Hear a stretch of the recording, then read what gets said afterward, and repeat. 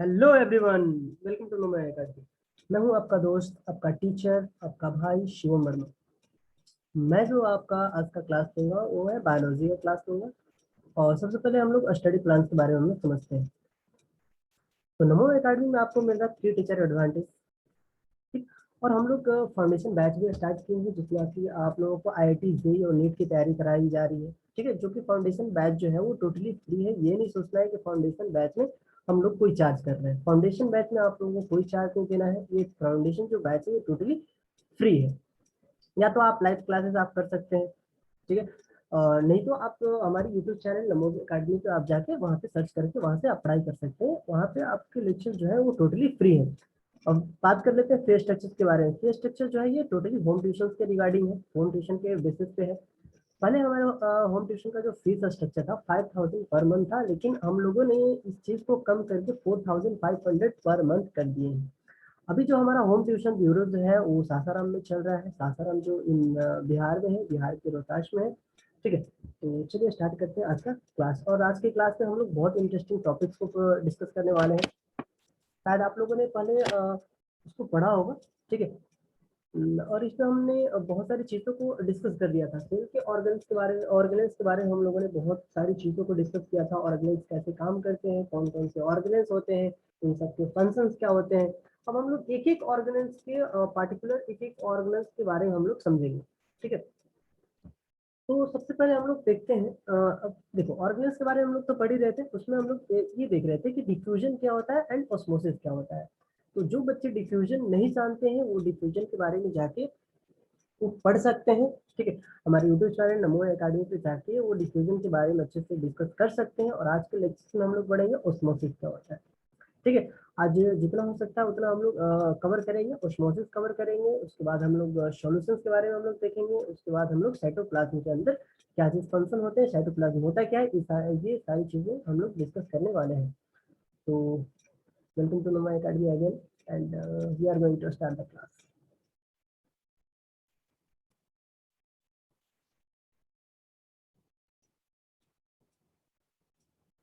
Plant cell, anatomy of animal cell, components, basic components क्या होते हैं सेल के, जो भी बेसिक कंपोनेंट्स है उन कंपोनेंट्स के बारे में हम लोगों ने डिस्कस किया था। प्लाज्मा मेम्ब्रेन को हम लोग सेल मेम्ब्रेन बोलते हैं।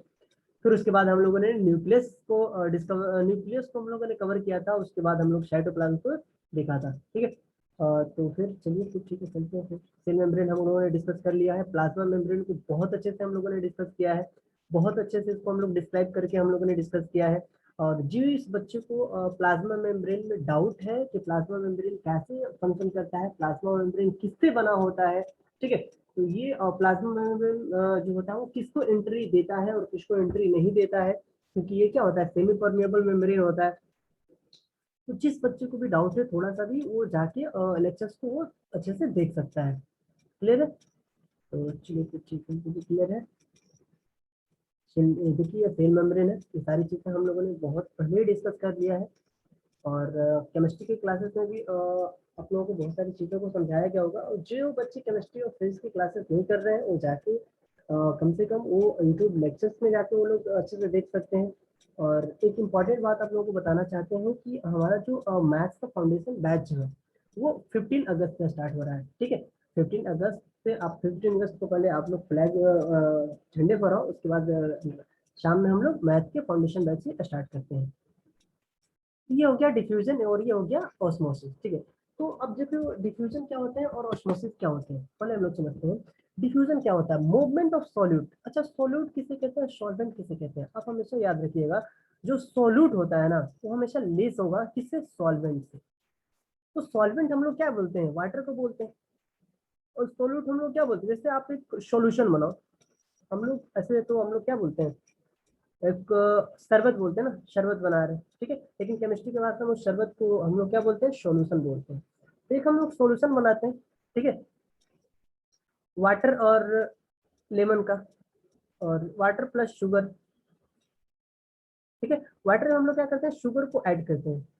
ठीक है, तो हमेशा याद रखिएगा जो हम लोग वाटर का जो क्वांटिटी है ना हमेशा क्या होता है, ज्यादा होता है शुगर से।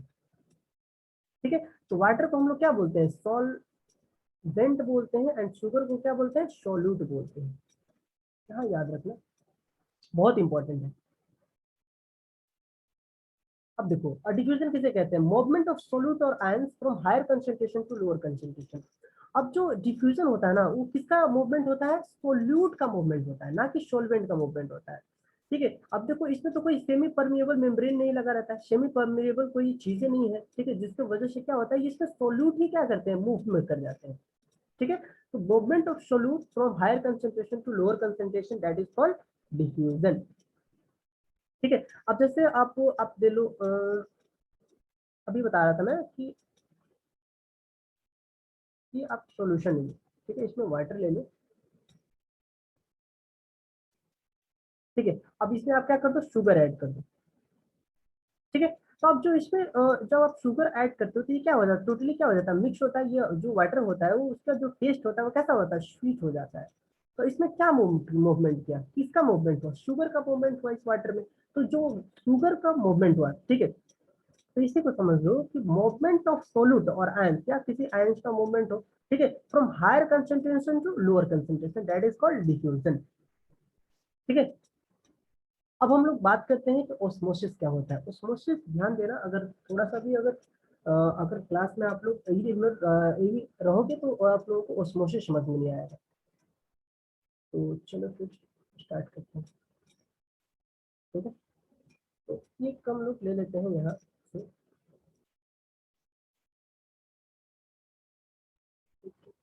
ध्यान से बने रहें। अब हम लोग क्या करते हैं, इसमें हम लोग पानी को ऐड करते हैं।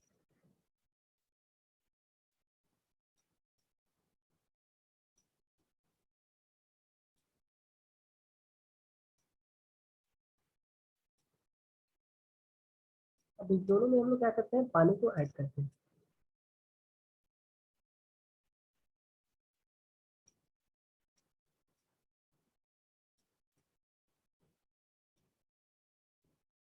अब इसमें हम लोग कुछ आयंस को यहाँ पे पुट करते हैं।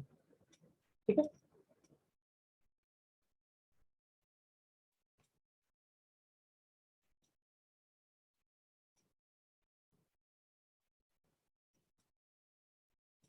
कुछ आयंस को हम लोग इसमें पुट करते हैं।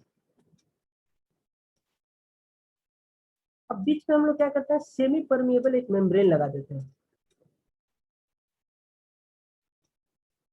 ये जो है एक सेमी परमिएबल मेम्ब्रेन है। अच्छा, सेमी परमिएबल मेम्ब्रेन किसे कहते हैं, ये आप लोगों को पहले हम बता दिए हैं कि सेमी परमिएबल मेम्ब्रेन उसे बोलते हैं जो क्या करे, सम अमाउंट्स को क्या करे, कुछ ही अमाउंट, कुछ ही ऐसी चीजें हैं जिसको वो क्या कर सकता है, पास कर सकता है। तो अब ये बताओ कि इसमें जो स्टार है ना, स्टार है, इसको हम लोग बोलेंगे सॉल्यूट, और जो वाटर है उसको हम लोग क्या बोलेंगे, सॉल्वेंट। अब एक बात बताओ, ये क्या है, सेमी परमेबल मेम्ब्रेन, एक क्या है, एक कपड़ा लगा दो या ऐसा कुछ ऐसा चीज लगा दो, एक छन्नी लगा दो। ठीक है, अब ये एक बात बताओ, ये जो छन्नी है, यहाँ पे जो छन्नी है, और इस छन्नी से क्या ये स्टार पार कर सकता है, ठीक है, ये कोई भी सोल्यूट पार कर सकता है नहीं, क्या पार कर सकता है, सिर्फ और सिर्फ क्या पार कर सकता है, सॉल्वेंट, सिर्फ वाटर की ट्रांसपोर्ट हो सकती है, ना कि सोल्यूट की। ठीक है, जैसे कि इसको क्या मान लो, इसको तुम नमक मान लो, इसको नमक मान लो, तो ये नमक कभी पार नहीं कर सकता, क्यों, क्योंकि बीच में क्या लगा है, सेमी परमिएबल मेम्ब्रेन। ठीक है, अब एक बात बताओ, जब इसमें बहुत सारे सॉल्यूट है, थोड़ा ध्यान देना, ये वाले डब्बा में ये बी डब्बा है और ये डब्बा है, अब ये वाले डब्बे में क्या है, वाटर की डेंसिटी क्या है, ज्यादा है, वाटर क्या है, ज्यादा है। ठीक है, एंड शुगर क्या है, कम है। अब ये वाले डब्बे में, बी वाले डब्बे में आप लोग देख लो, पर बने रहना क्लास में, तब अच्छे से समझ में आएगा। अब बी वाले यहाँ पे बी वाले डब्बे में आप लोग देख लो, इसमें शुगर क्या है, ज्यादा है, और वाटर क्या है, कम है। ठीक है, तो इसमें क्या है, कॉन्सेंट्रेशन ऑफ सोल्यूट पार्टिकल क्या है, ज्यादा है, कॉन्सेंट्रेशन ऑफ शुगर क्या है, ज्यादा है, एंड कंसेंट्रेशन ऑफ वाटर क्या है, कम है। अब एक बात बताओ, ठीक है, अब इसमें किसकी मूवमेंट हो सकती है, आप लोगों को पता है कि इसमें जो सेमी परमेबल मेम्ब्रेन लगा है, इसमें सिर्फ और सिर्फ किसकी मूवमेंट हो सकती है, वाटर।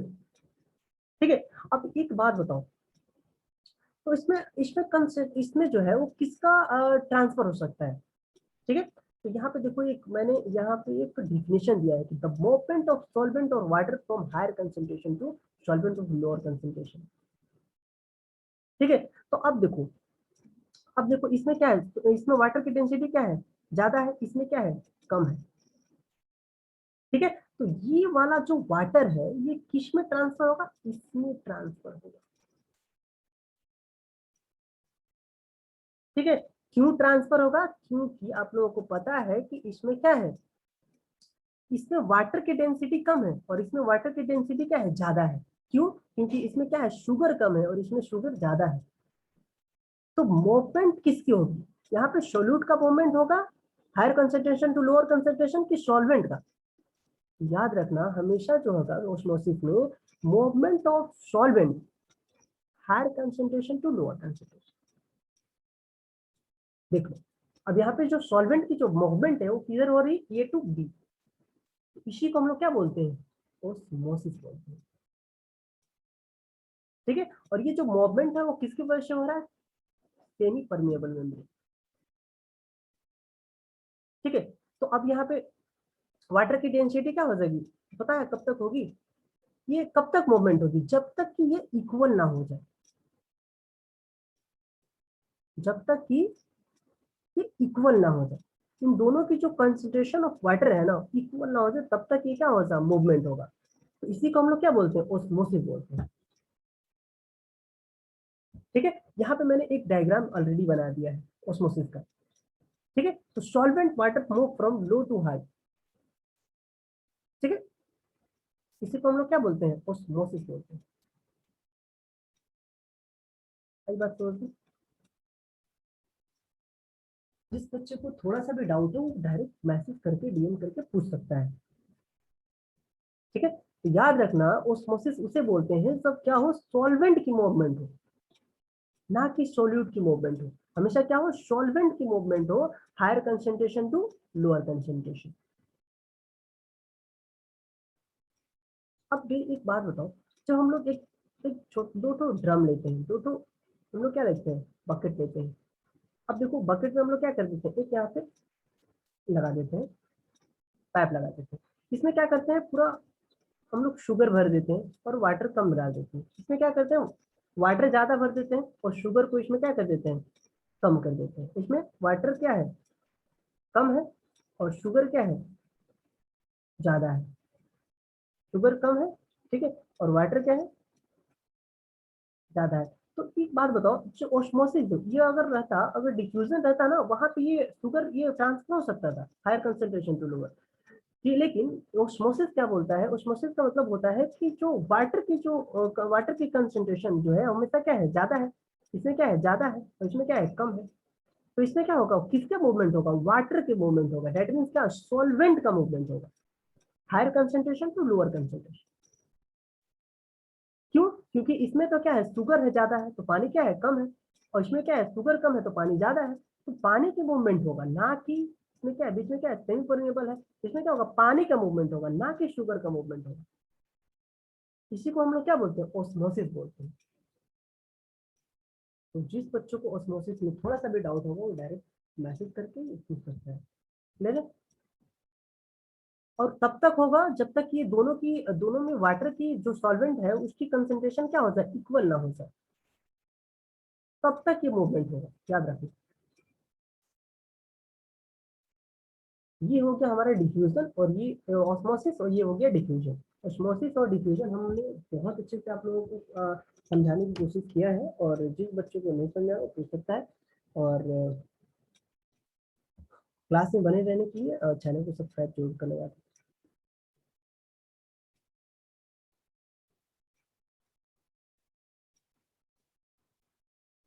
अब नेक्स्ट टॉपिक है हमारा, इंडो ऑस्मोसिस क्या होता है।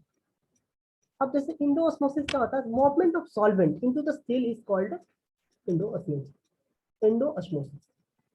अब जैसे तुम लोगों को पता है कि सॉल्वेंट क्या हो सकता है, वाटर ना।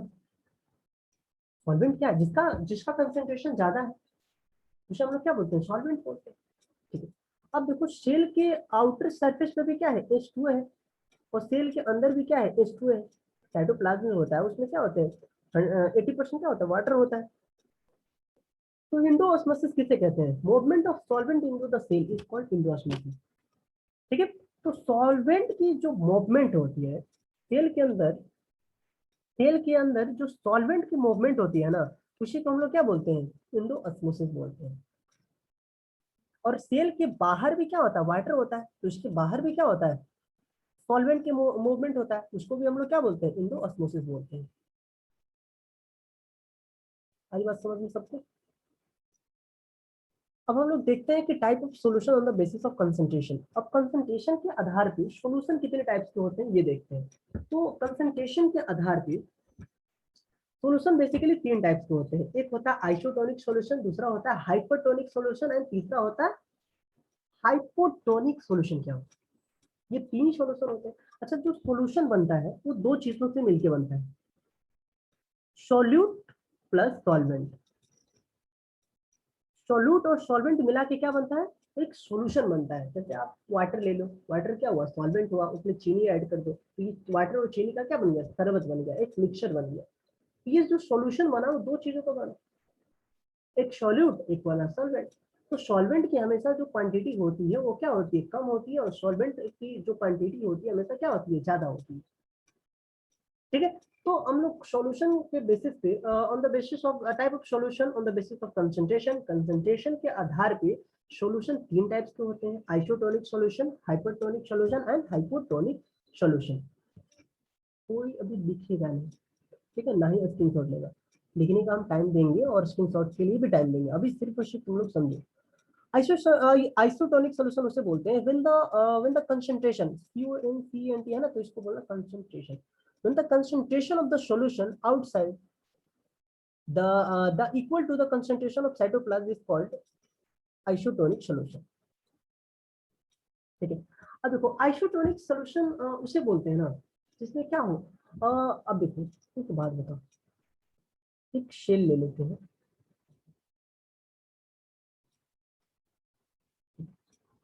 इसमें हम लोग क्या लेते हैं, एक रेड ब्लड सेल लेते हैं। अच्छा अच्छा अच्छा अच्छा,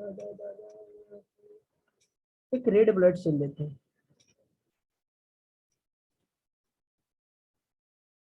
एक रेड ब्लड सेल लेते हैं।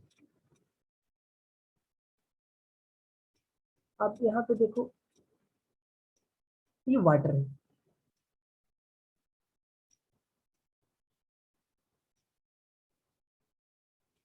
छोड़ो, आइसोटोनिक सॉल्यूशन उसे बोलते हैं जब क्या हो, साइटोप्लाज्म के अंदर, ठीक है, ये देखो यहाँ पे देखो वाटर की कंसंट्रेशन, ठीक है, और सेल का जो, सेल के अंदर जो वाटर है उसका कंसंट्रेशन अगर इक्वल हो, ठीक है, तो उसे हम लोग क्या बोलेंगे, आइसोटोनिक सॉल्यूशन बोलेंगे। बात समझ में आ गई?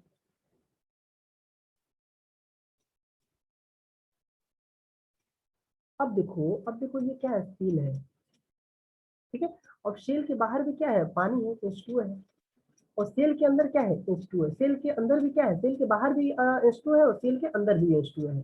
अब इन दोनों का जो कंसंट्रेशन है अगर इक्वल है, इसे हम लोग क्या बोलेंगे, आइसोटोनिक सॉल्यूशन।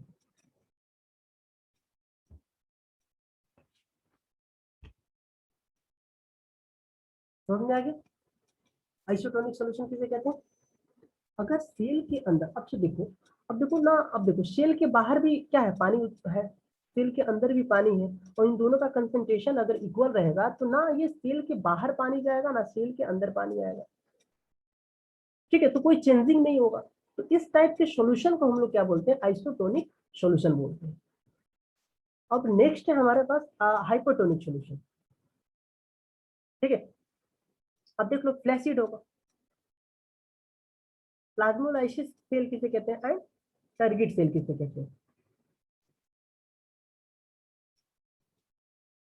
ठीक है, अब हम लोग नेक्स्ट समझते हैं कि हाइपरटोनिक, हाइपर का मतलब क्या है, ज्यादा,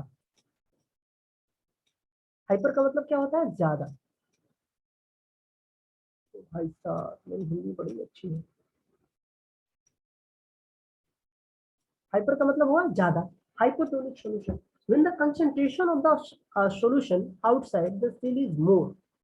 अब देखो शेल के बाहर अगर किसी सॉल्यूशन का जो कंसंट्रेशन है अगर ज्यादा रहेगा और सेल के अंदर क्या रहेगा, कम रहेगा।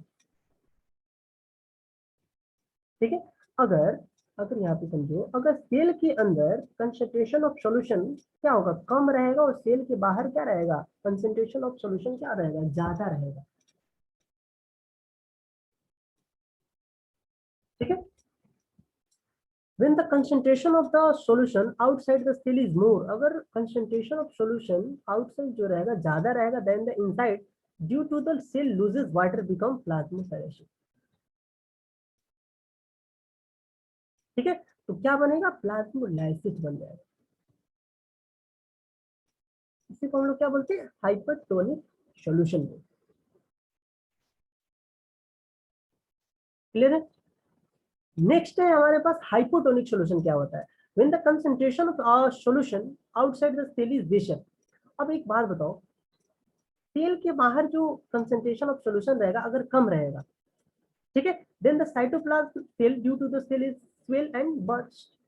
अगर मान लो सेल के अंदर अगर हमारे पास अगर कंसंट्रेशन ऑफ सॉल्यूशन कम रहेगा और सेल के बाहर क्या रहेगा, कंसंट्रेशन ऑफ सॉल्यूशन अगर ज्यादा रहेगा, ठीक है, अगर तो ये क्या होगा, ये स्वेल होगा, तो सेल क्या होगा, स्वेल होगा, और क्या हो सकता है, बर्स्ट हो सकता है। तो इसी को हम लोग क्या बोलते हैं, हाइपोटोनिक सॉल्यूशन बोलते हैं। तो ये तीन सॉल्यूशन है, isotonic, hypotonic and hypotonic solution.